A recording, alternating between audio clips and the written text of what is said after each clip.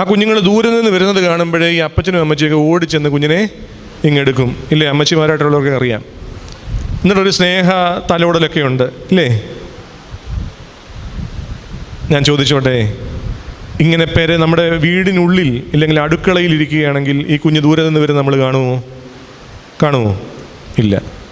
Serial കാണുവാണെങ്കിൽ കാണുമോ? ഇല്ല.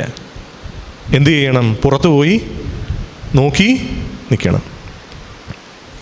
ഈ മകൻ ദൂരെ നിന്ന് വരുന്നത് കണ്ട് അവൻ്റെ അപ്പൻ അവനെ ഓടിച്ചെന്ന് സ്വീകരിച്ചു എന്ന് പറഞ്ഞാൽ ആ അപ്പൻ എന്ത് ചെയ്യുകയായിരുന്നു?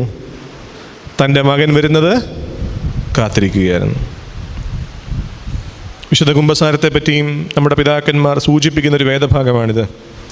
എത്രമാത്രം ദൈവസന്നിധിയിൽ നിന്ന് വഴിമാറിപ്പോയാലും തിരികെ വരുന്നത് കാത്തിരിക്കുന്ന ഒരു സ്വർഗസ്ഥനായ പിതാവ്, ഒരു സ്നേഹവാനായ പിതാവ്